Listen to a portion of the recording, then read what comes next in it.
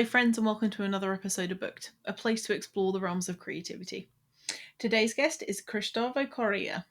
Thank you so much for joining me. Welcome. Hi, Saffron. Thank you for having me in here. Thank you for your invitation in this podcast.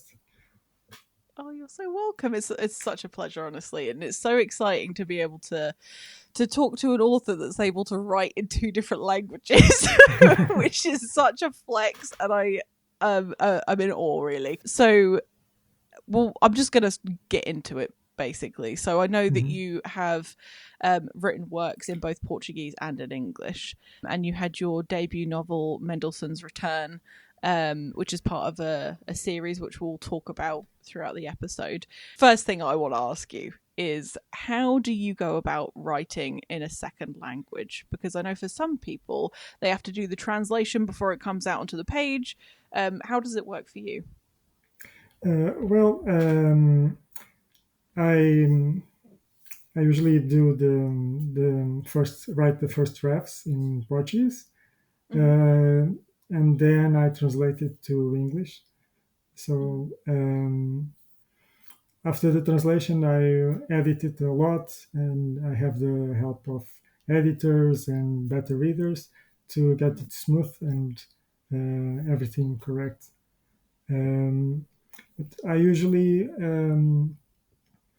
only write directly in English, my Substack posts and my social media posts and copy. I already tried to write fiction directly in English, but it's very hard. So usually I just write the non-fiction parts in English, directly in English. Interesting. So I imagine that takes a significant amount of time. Yeah, it takes. Well, I use translation software, but even so, I have to edit and review all the things. So yeah, it took a lot of time. The Mendelssohn's Return, it was a process that took me about 5 years. Wow. Yeah, well, it took that time because I had a lot of Portuguese drafts in Portuguese first, and then I made a translation and a lot of more drafts. So I did around 8 or 9 drafts, including Portuguese and English. That's pretty good. Yeah, but I'm trying to make it easier for my next books. Let's see. But I think it took more time because I was exploring the story universe of Green Valley Chronicles. Because when I started, I just had a scene in my head. I had the heroine, Vivian, um, who was escaping from some thugs in a street in London, and then I imagined her having powers and using them. Yeah, I wrote a Substack post when I get in more detail about that. The idea, the original idea about that, where I get my inspiration to wrote Mendelssohn's Return. But yeah, I even wrote that scene, but it doesn't make it to the final edit of the book. Oh, wild. So it was the inspiration, but it didn't end up in the story. Yeah, yeah. At the time, I was writing another story that. Well, I always have lots of ideas in my mind about stories, and usually a lot of stories that I have, it appears like an image or a small scene, and then it grows from there. Yeah, because I'm a discovery writer mainly, so I well, I'm maybe not a pure discovery writer. I need to have some, well, I have the initial spark of inspiration, but I need, after that, I need some guidelines to know where I'm Mhm. heading. But Yeah, so yeah, like a plan. mostly, yeah, just a general map of the story, some bullet Mhm. points. Yeah, sometimes I write more than that, and I write scene list from the beginning to the end. But Mhm. usually, during the process of the writing, it has a lot of changes. So it's more like Mhm. a guiding map, Mhm. but it's not written in stone. Um, so it's yeah, my writing process is a lot about discovery and Mm. finding new ways and new, even sometimes yeah, sometimes I have characters that I initially didn't think about, and then appears in one scene and gain Mhm. um, importance. Yeah, Mm. it happened in Mendelssohn's Return. Some of the main characters appears in the middle of the story. I didn't think about Mm. them in the when I start the story. Did they just introduce themselves to you as you were writing? Yeah, they appear in one scene. I was writing a scene, and then oh, I have this character, and sometimes the character changes, and sometimes I have an initial idea about the character, and then it changes in a different person, a different Really? character in the writing process. Yeah, my Mm. my writing process is a little chaotic. Because Yeah, you're creative. That's what a lot of creative people have an issue with. I yeah, haven't spoken to many writers that don't have a problem with a little bit of chaos. I guess it's yeah, not a problem. It's just part of the process, isn't it? yeah. I think. Well, I write. I started to write 30 years ago, so Wow. yeah, I started writing very young. I was Mm. 12 by then, and so I have. I don't know. I think I learn about my own writing process. Mhm. So I think today is easier for me. Well, Mhm. it has a lot of chaos at the same time, but I think it's easier um, now that was before. Mhm. So what was the when so you said you started writing when you were 12. What sorts Yes. of things were you writing when you were at that age? Well, I started back then in '94. I didn't know the concept of fan fiction.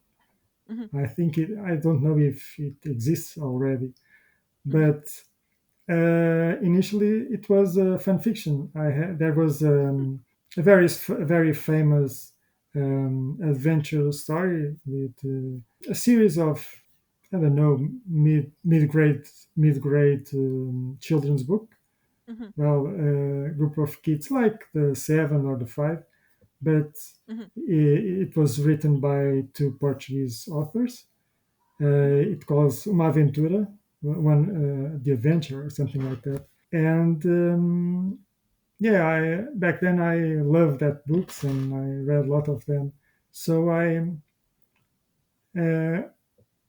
in that yeah, it's funny because back then my mother think that I should read other kinds of books, and so she wanted that she didn't want she didn't want to buy more of that books.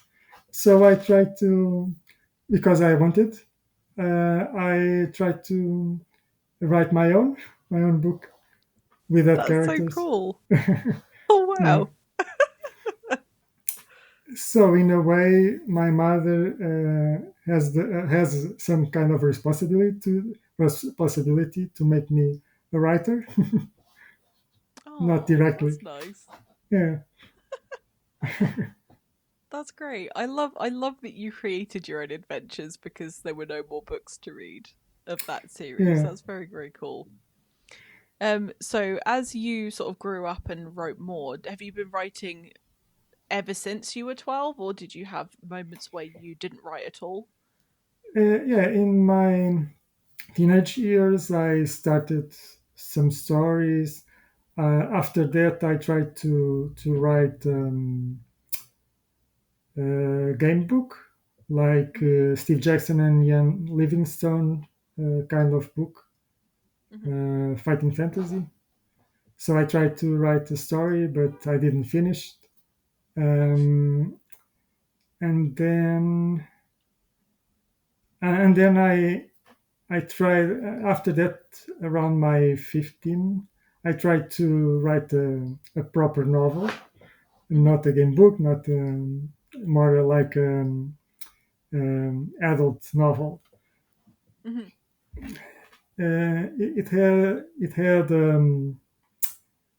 a group of scientists that were um, making research about cancer cells, but there was like a parallel um, study that were trying to create immortal people, cloning Hmm. humans. Hmm. Um, well, I didn't finish either. Yeah, It's hard to um, do it as an adult, let alone a teenager. So I'm not yeah, surprised if you're writing a complex novel as a 15-year-old. I imagine yeah, finishing it would have been a real challenge.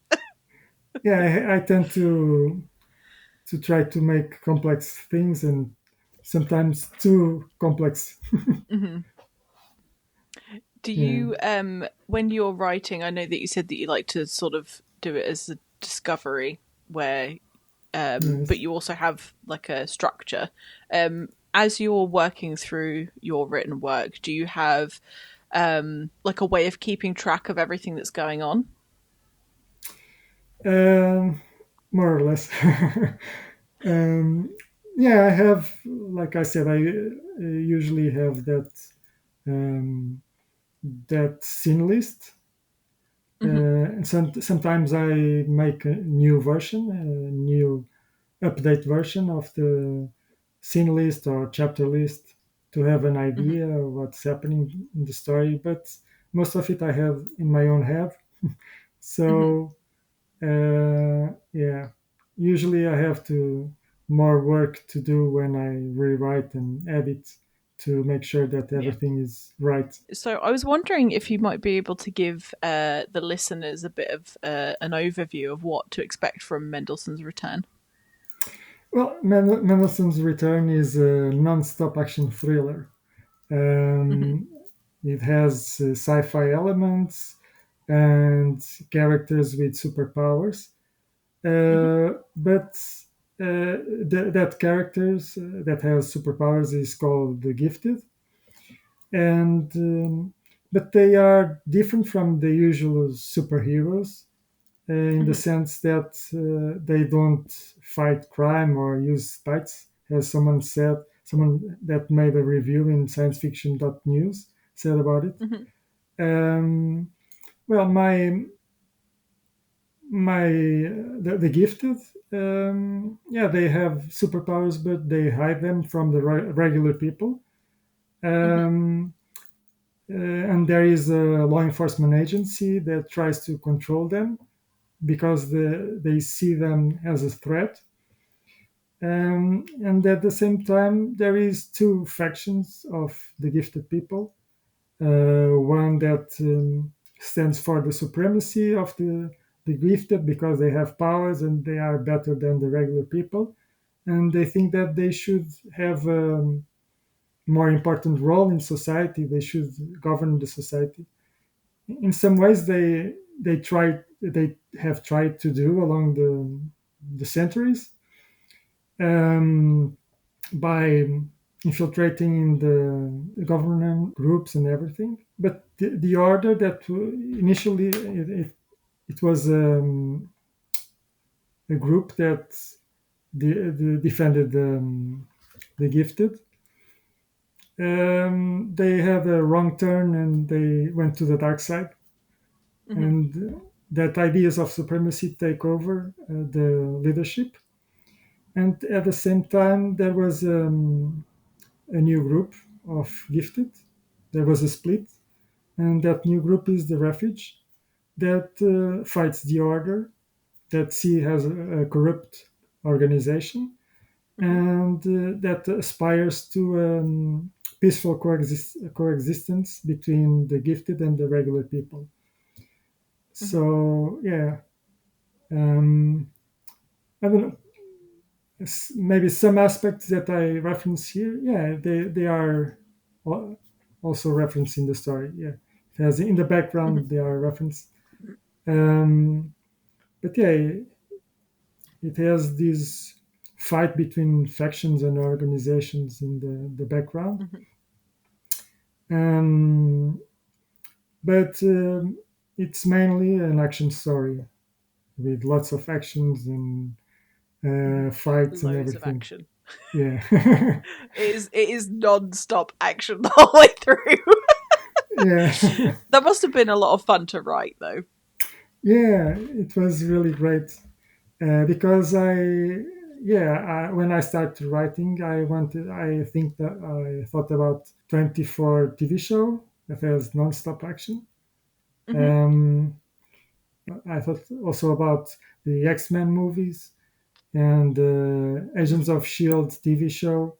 They were Hmm. strong inspirations and other works. I also took some inspiration from a book that is the Cowboy Angels, and maybe some aspects of the Traveler of John 12 Oakes. Despite the Traveler is more a conspiracy thriller, Mendelssohn's Hmm. Return is more an action thriller. But yeah, it Hmm. has some ideas. These are some of the works that inspire Mendelssohn's Return, and Very cool. it has the specific aspect that it's a story set on Portugal. Maybe it's exotic to other people in other countries. I don't know. So this is going to be a series, and I know that you're working on the Yes. second book. Do you know how many books this is going to be, or is it just going to keep going until you don't want to do it anymore? Um, well, I think I think there is a problem when someone wants to write a long series. Hmm. Well, it depends of the kind of story, but because Mendelssohn's Return, it will be a long story that Hmm. goes through many some volumes. I think it will be short. I am thinking about 3 or 4 books. Okay. I have lots of ideas, but I probably Hmm. use them as spin-offs from Hmm. Okay. the main series. For now, I think it will be 3 4 book series, and then Hmm. we will see. So will this series be chronological? So it'll be about the same story, but across a few books. Yeah, basically it will be the story of Vivian and the other main Hmm. characters in fighting the order. It will be Hmm. the main arc of the books. So when they defeat Cool. the order, the story ends. At least this story. Hmm.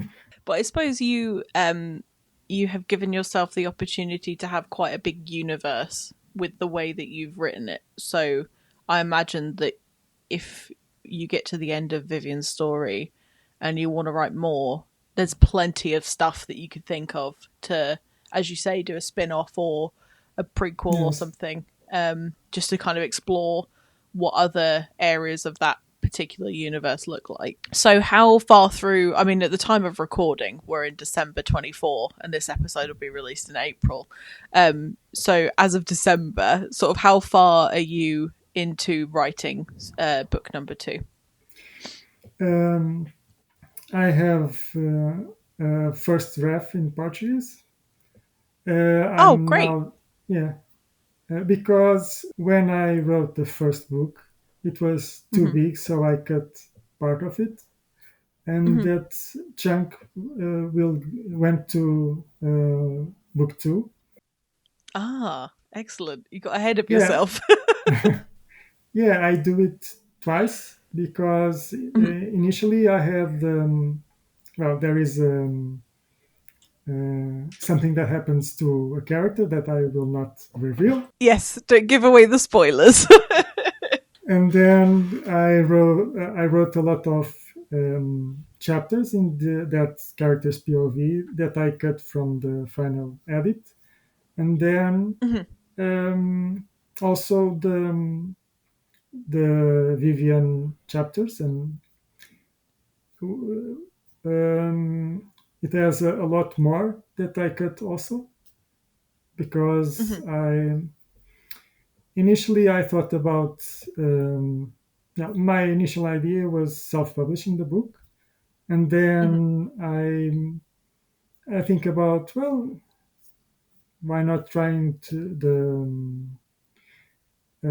tripub also. Mhm. So I had to, that was one of the reasons, because I cut some part of the story Mhm. to be under the 100,000 words, Mhm.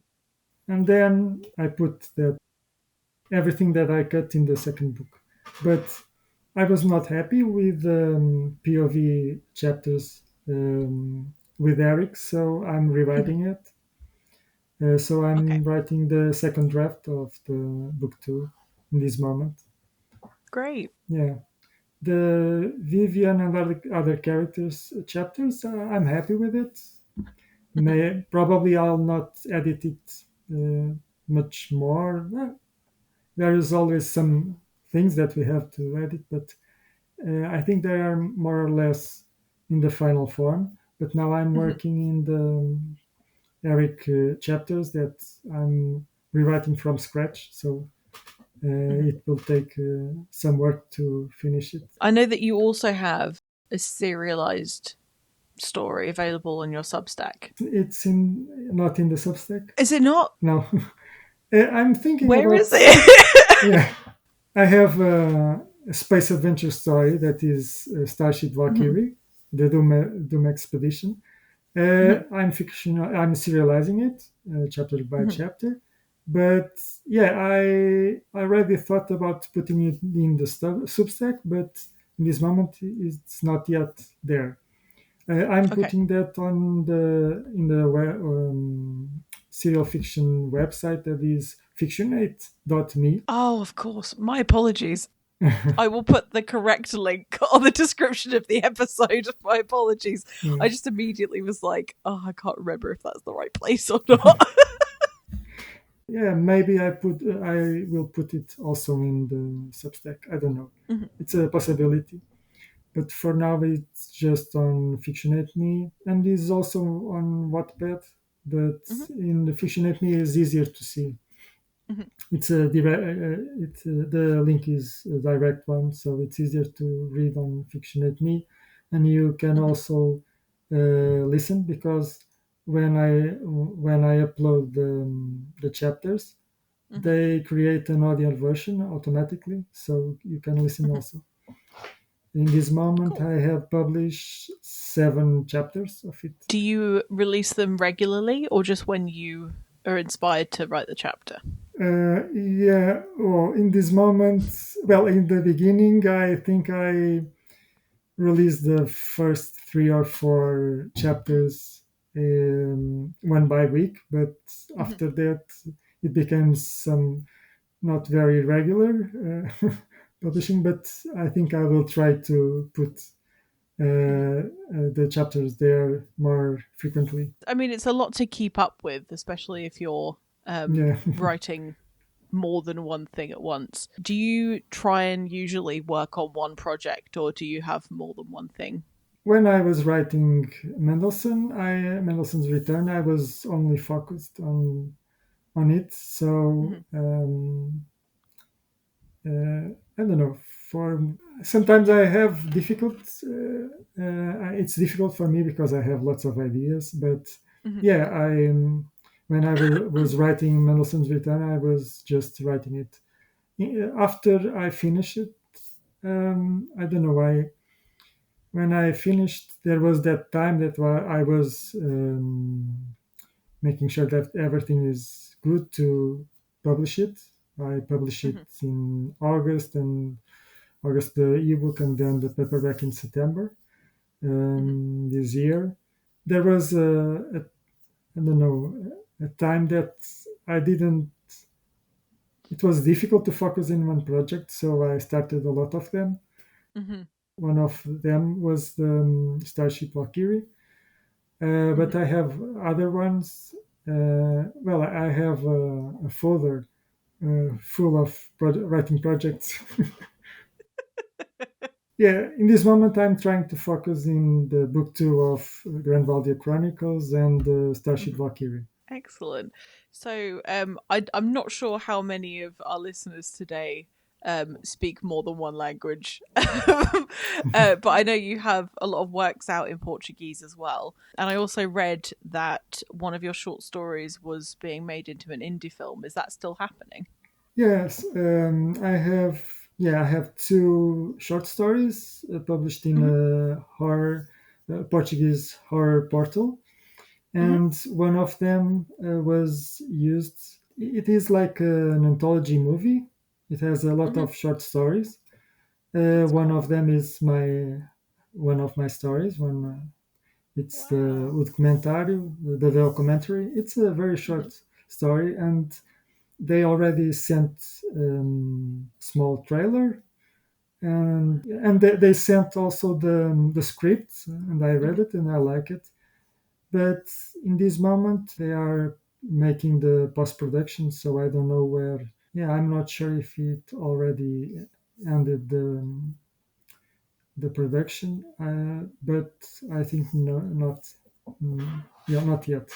But yeah, Maybe by the time the episode comes out, and if it does, then I'll put the link on the description of the episode because that's very, very cool. That must have been yeah, a very nice compliment. yeah. It was like a dream because I really like movies and TV Hmm. shows. And yeah, knowing that the story that I wrote was the source of inspiration for visual work, it was very nice. Yeah, that is very, very cool. There aren't a lot of authors that could say that, so that's very impressive. I know that previously, before we started the recording, you mentioned that you obviously enjoy watching TV. Yes, I'm going to take a wild guess. Do you quite like sci-fi? yes. So, do you watch it quite regularly? Are there like favorite like shows that inspire your work? Yeah, for example, like I said earlier, Agents of Shield TV show, it was a great inspiration for Mendelssohn's Return. But I have a Hmm. lot of TV shows that I like. I loved Stranger Things, for example. Hmm. Also, there was the German German show. It's called Dark. Hmm. It's on Netflix. I Okay. really liked. I really like it. Hmm. And but I have a lot of TV shows. The Witcher. I also love Hmm. it. But well, it's fantasy. But yeah, and movies. I love Star Wars, Star Trek. I really like Serenity, for example. I still not see. I have to see the Firefly TV show, but Oh, it's so good. yeah, It's so good. I loved Firefly's Serenity, and I am one of the many people that was incredibly angry that it got cancelled. yeah. It's a shame It's that very good. they canceled the show. Yeah. Yeah. For example, I like very much action movies. Hmm. For example, I've got a recommendation for you, actually. yeah, I started watching this series on Netflix, and I don't know if it's available everywhere because I'm in the States, but I think it was British made one, so it should be in Europe somewhere. This show that I've been watching is called Supercell, and it's about uh, these men and women in London who all of a yes. sudden develop powers. Have you seen it? Not yet. Yeah, I have to see it.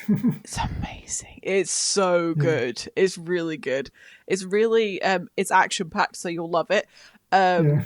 It's really well written. It's witty. It's got a great cast. Really interesting. And the first episode, you just kind of meet all the characters, and then all of a sudden Hmm. they just discover that they've got powers, sort of one Oh. by one, and they're like, "Where the hell does this come from?"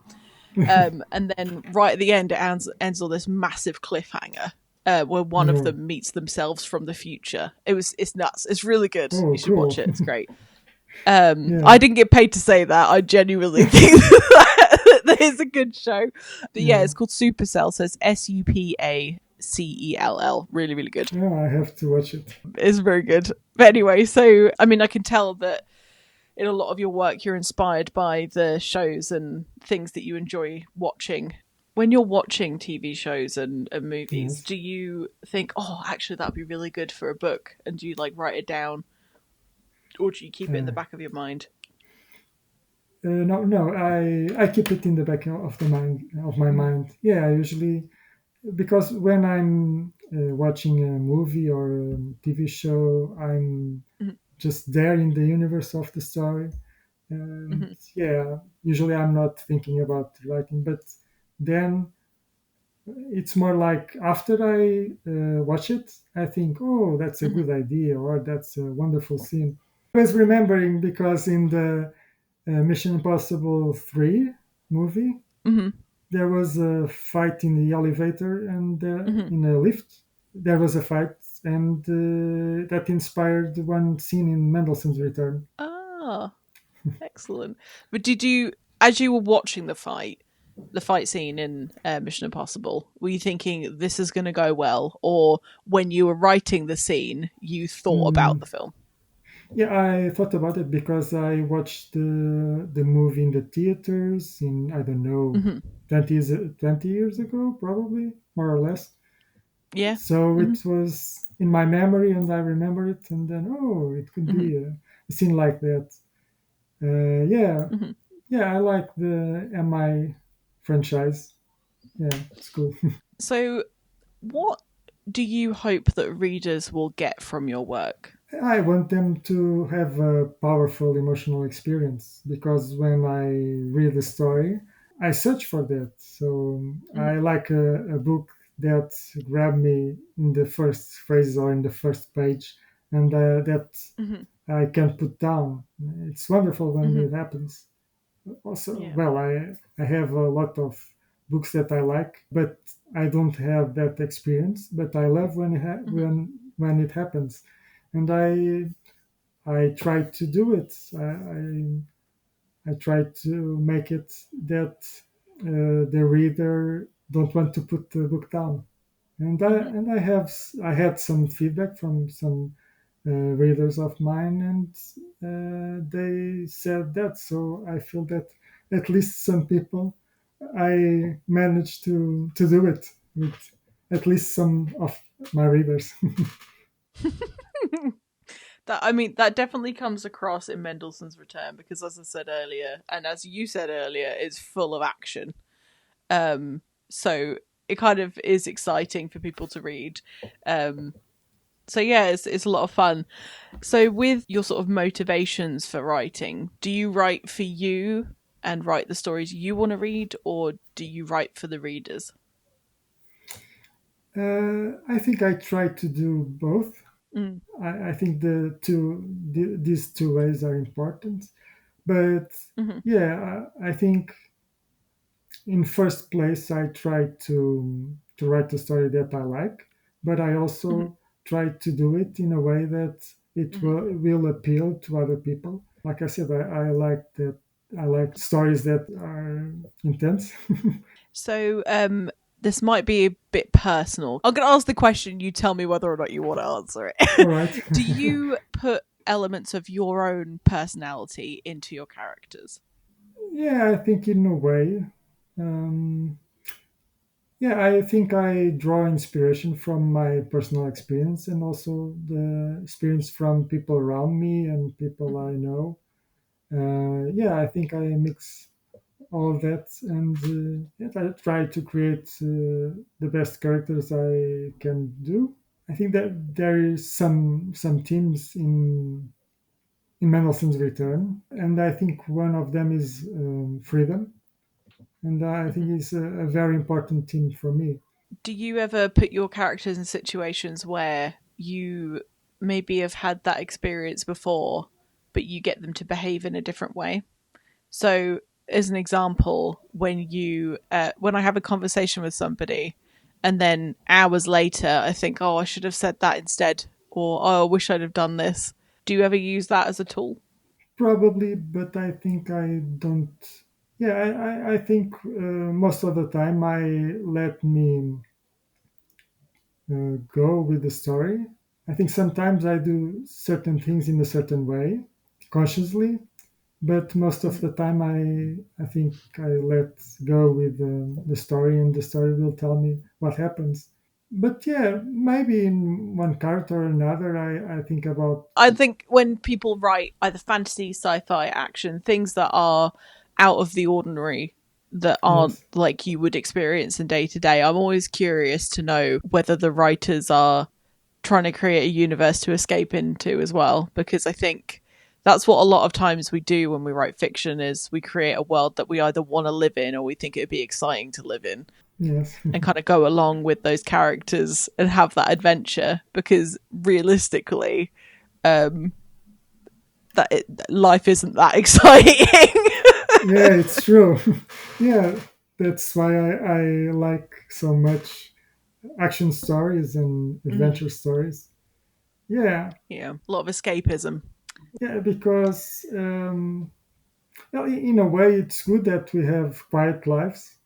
Uh, Oh yeah. but yeah, but it's like even so, we need some exciting things happening, and Hmm. because most of the time we don't have exciting lives, so we search it in fiction, for example. Yeah, I think actually I would probably complain a lot if my life was this exciting as an action movie. I'd probably think I was tired all the time and oh my gosh, it's happening again. Someone's trying to destroy the city or whatever. I think it would probably get quite boring very quickly.